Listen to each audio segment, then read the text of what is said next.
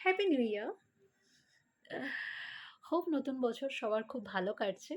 সবারই কিছু না কিছু আজকে প্ল্যান আছে, ছোট বড় নিজেদের মতন করে। আ আমার অ্যাজ সাচ সেরকম কিছু প্ল্যান নেই। কেন বেবি যেহেতু খুব ছোট, তো বেবি প্ল্যান করবে আর আমি অ্যাকর্ডিংলি চলবো। তো অনেকদিন পরে ভিডিও করছি। সেই অর্থে তো আমি ভিডিও খুব একটা করি না। তবে মাঝে মধ্যে টুকটাক আমি করে থাকি।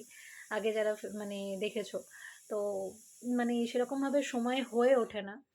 আমার খুব ইচ্ছা ছিল যে আমার ম্যাটারনিটি জার্নির উপরে হলো ভিডিও করা। যেন অনেক ক্ষেত্রে আমি এরকম অনেক কিছু কোয়েশ্চেন মানে সেই সময় ওই সময় উত্তর পাইনি। নিজে একা ফেস করতে হয়েছে বা অনেক সময় তার কোনো মানে ম্যাটারনিটি থ্রু জার্নিতে কখনো, কখনো আমি হার্ডেল ফেস করেছি।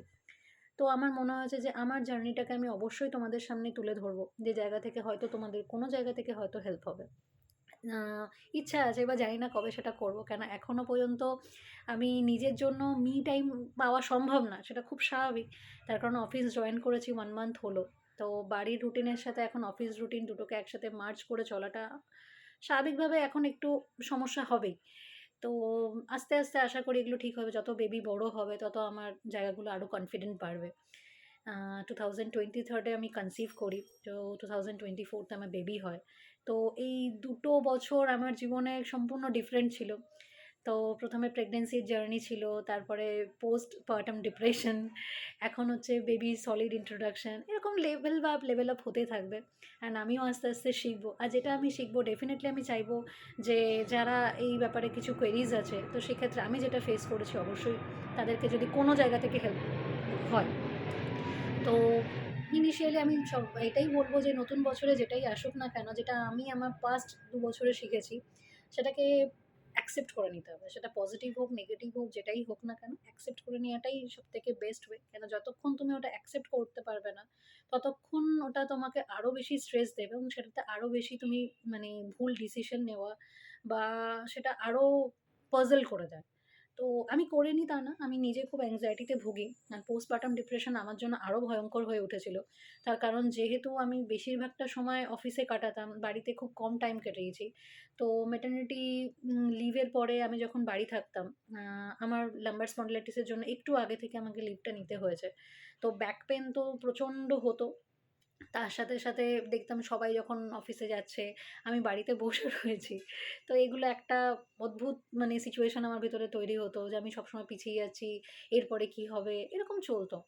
তো সেই টাইমটাতে আমার যারা বন্ধু-বান্ধবরা রয়েছে, আমার কলিগসরা, আমার ফ্যামিলি মেম্বার্সরা সবাই আমাকে মেন্টালি অনেক বুস্ট করার চেষ্টা করেছে। বিশেষ করে আমার মানে যারা কো-ওয়ার্কাররা রয়েছে, এভরি অল্টারনেটিভ ডে আমাকে ফোন করত।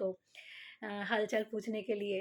তো তাদেরকে আমার তরফ থেকে অনেক, অনেক থ্যাংক ইউ। সত্যিই আমার পাশে থাকার জন্য। কেন এই টাইমটাতে সত্যিই একটা মানুষের খুব পজিটিভ ভাইবস এর প্রয়োজন হয়। কেন শরীরে অনেক কিছু চলে, মনের ভিতরে অনেক কিছু চলে, ভয় চলে। তো একটা প্রাণকে পৃথিবীতে আনা এতটা সহজ সত্যিই নয়। তো নিজের শক্তিকে আমি এই জার্নিতেই বুঝতে পেরেছি যে আমি এতটা শক্তিশালী, আমি এর আগে কখনো নিজেকে এতটা পাওয়ারফুল ফিল করিনি। যখন সি সেকশনের পরে পরের দিন নেক্সট ডে আমাকে বলা হলো ক্যাথেটারটা খুলে বলল, "এবার আপনি হাঁটুন।" তো মানে ইট ওয়াজ হেল! মানে আমি ভাবতে পারিনি যে ওরকমভাবে আমি সোজা হয়ে দাঁড়াতে পারবো। আন মানে স্টুল পাস করা, ইউরিন পাস করা ইট ওয়াজ মানে এক্সট্রিমলি পেইনফুল। তারপরে যখন বেবিকে আমাকে কোলে দিল, যেন মনে হলো যে সব যন্ত্রণার মধ্যে যেন একটা ঐশ্বরিক সুখ আছে। যে আমি পেরেছি। এই 9 মান্থের জার্নি তারপরে নিজের কোলে যখন মানে বেবিকে দেখা, সেটা আমি আজ অব্দি ভুলতে পারিনি।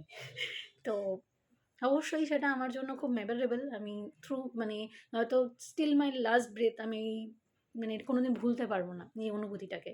এটাকেই হয়তো ঐশ্বরিক সুখ বলে। আর চোখের সামনে নিজের সন্তানকে বড় হতে দেখার মানে দেখা, এটা একটা বিশাল বড় ব্যাপার। হ্যাঁ, আমি সবসময় হয়তো ওকে চোখের সামনে দেখতে পারবো না, তার কারণ অফিসে থাকতে হবে। খুব মিস করি যখন আমি অফিসে থাকি। আম খুব মনে হয় যে একবার যদি একটুখানি দেখতে পেতাম বা কাছাকাছি থাকলে একবার গিয়ে একটুখানি জড়িয়ে ধরতাম। যখন বাড়ি আসি তখন মানে মনে কোনো রকমে তাড়াতাড়ি স্নান-টান করে ওকে কখন জড়িয়ে ধরবো। আশা করি প্রত্যেকটা মেয়ে যারা এরকমভাবে নিজের বেবিকে ছেড়ে এসে কোনো কাজের মধ্যে ইনভলভ থাকো তাদের ক্ষেত্রে এই একই পেইনটা হয়। সো তোমরা রিলেট করতে পারবে। অ্যান্ড এটা খুব মানে অন্য ধরনের একটা পেইন। এটা এটা আস্তে আস্তে হলো অভ্যেস করে নিতে হয়। কেন এটাই সত্যি। এটাকে অ্যাকসেপ্ট করে নিতে হবে। নিজের ক্ষেত্রে হোক, বেবিকেও সেটাকে বোঝাতে হবে যে হ্যাঁ, তোমার মা এখন বেরোবে আর এই টাইমে ঠিক চলে আসবে। আস্তে আস্তে ও হয়তো সেই অভ্যেসটাকে অ্যাডাপ্ট করে নেবে যে হ্যাঁ, মা তো ঠিক রাত্রিবেলা চলে আসবে বা এই টাইমে মা আসে। এখন আমার কাছে এটাই আমার মানে নতুন বছরে আমার এটাই থাকে, যতটা সময় আমি আমার বেবির সাথে কাটাতে পারি, আমি যতটা সময় আমার বেবিকে দিতে পারি, এটাই আমার ইচ্ছা। আর বাকি যেটা হবে সেটা বছর আমাকে যা দেবে সেটাকে আমাকে অ্যাকসেপ্ট করে নিতে হবে।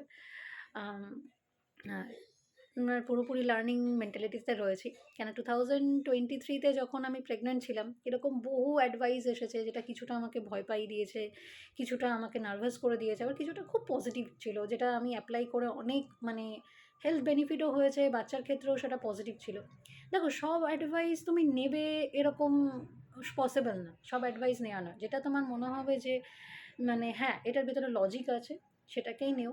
কেন কিছু মিথ আছে, কিছু ফ্যাক্ট আছে। এই মিথ আর ফ্যাক্টটাকের মধ্যে হলো মানে কোনটা নিতে হবে সেটা একমাত্র মাই ভালো জানে। কেন মায়ের ভিতরে আলাদা করে একটা সিক্স সেন্স থাকে। অ্যান্ড এটা সত্যিই ট্রু। একটা মাই কিন্তু ভালো বোঝে তার বেবির জন্য কোন জিনিসটা দরকার হবে, কোন জিনিসটা দরকার হবে না। তো বাকি জিনিসগুলোকে ইগনোর করাটাই বেটার।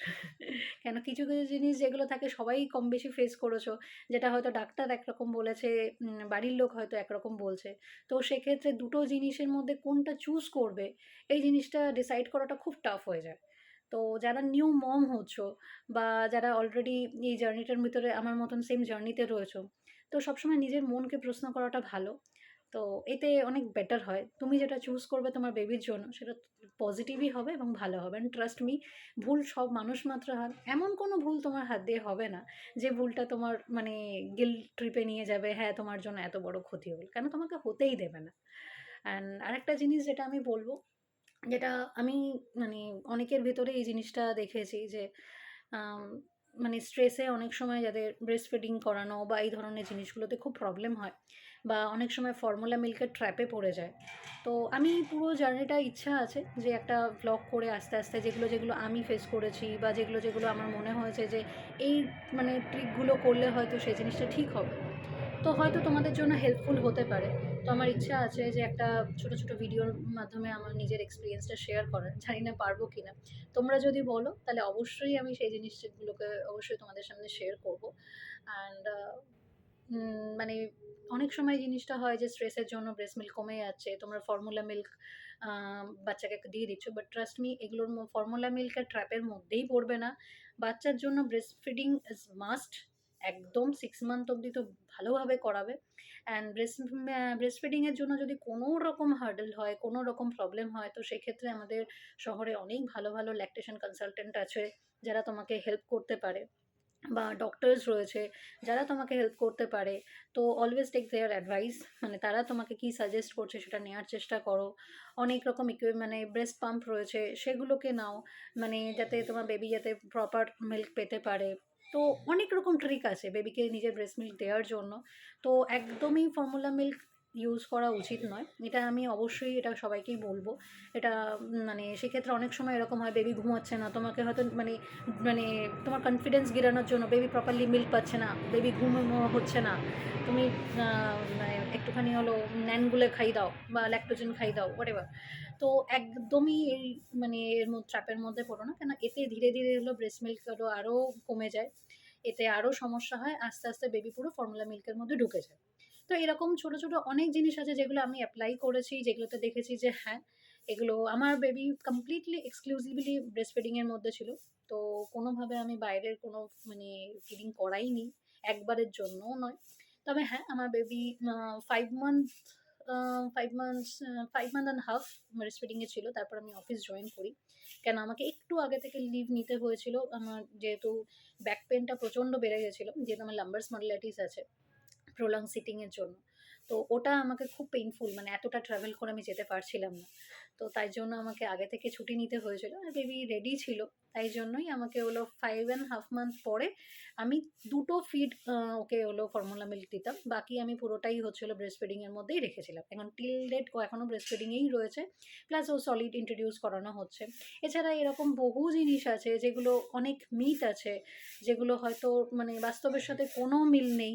এরকম বহু জিনিস আছে যেগুলো আমি ফেস করেছি, বা আমি সেই জিনিসগুলোকে আস্তে আস্তে হলো মানে বেরিয়ে এসেছি, বা আমি নিজে অ্যাডভাইস, পজিটিভ অ্যাডভাইস পেয়েছি, ডক্টরের কাছ থেকে প্রচুর অ্যাডভাইস পেয়েছি, সেই জায়গাগুলোকে আমাকে অনেকটা হেল্প করেছে আমার বেবির জন্য। তো এরকম অবশ্যই শেয়ার করব। অ্যান্ড রেস্ট, নতুন বছর সবার খুব ভালো যাক, খুব পজিটিভ যাক। যদি নাও যায় সেটাকে পজিটিভ করার চেষ্টা করো, যাতে নেগেটিভ পজিটিভ সব কিছু মিলিয়েই একটা বছর কাটে। কখনো খুব ভালো হয়, কখনো খুব খারাপ হয়। তো সেক্ষেত্রে যেটাই হোক না কেন অ্যাকসেপ্ট করে নেও, ভালো হবে সবার। And by.